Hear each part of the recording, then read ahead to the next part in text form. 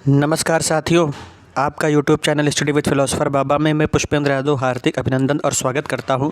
साथियों, अभी तक आपकी सबसे बड़ी भर्ती जो कि सुपर टेट की आने वाली है, उसमें जो बेसिक शिक्षा विभाग नियमावली को ले करके इसमें जो आयोग के साथ में उनकी खींचातानी थी, आज उसकी मीटिंग का जो है हल निकल आया है और अब बेसिक शिक्षा विभाग अपनी नियमावली में करेगा संशोधन।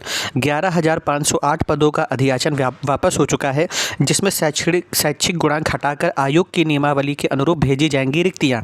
शिक्षक भर्तियों के लिए उत्तर प्रदेश शिक्षा सेवा चयन आयोग प्रक्रिया व कार्य संचालन विनियमावली 2025 के तहत प्राथमिक शिक्षक चयन के बाद लिखित परीक्षा की व्यवस्था है, जबकि बेसिक शिक्षा परिषद ने आयोग को नगर क्षेत्र के विद्यालयों के 11,508 शिक्षक भर्ती के लिए ऑनलाइन भेजे गए रिक्त पदों के विवरण में शैक्षिक गुणांक व्यवस्था को शामिल किया था।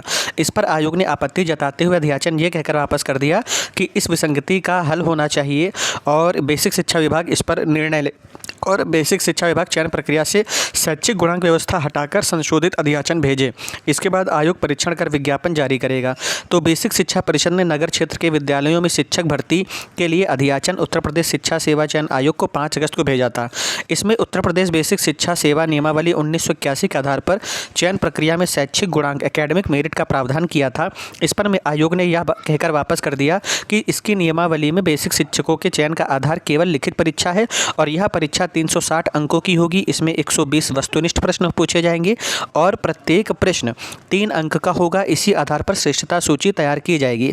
तो साथियों, ऐसे में चयन प्रक्रिया में विसंगति को लेकर पिछले कुछ दिनों से शासन स्तर पर बैठक हो रही थी और इसमें निर्देश दिया गया था कि आयोग और बेसिक शिक्षा के अधिकारी आपस में बैठकर चयन प्रक्रिया स्पष्ट कर लें और जिस स्तर पर तुरंत संविधान संशोधन हो उसे करके जल्दी चयन प्रक्रिया शुरू करें।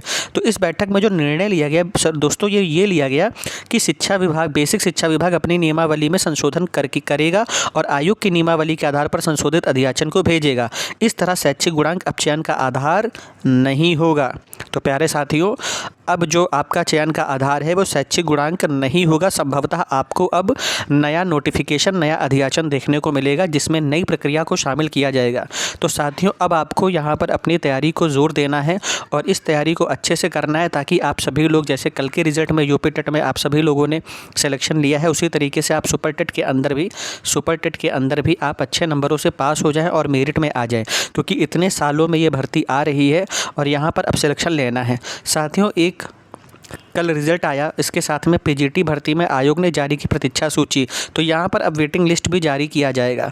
तो साथियों, अब आप लोगों के लिए समय है कि अब आप लोग कमर कस लें और अच्छे से तैयारी करें और अच्छे से तैयारी करते हुए अपने सुपर टेट की परीक्षा में सफलता को प्राप्त करें। मिलते हैं किसी और वीडियो के साथ, तब तक अपना ख्याल रखिए, अपनी फैमिली का ख्याल रखिए, खुश रहिए। धन्यवाद।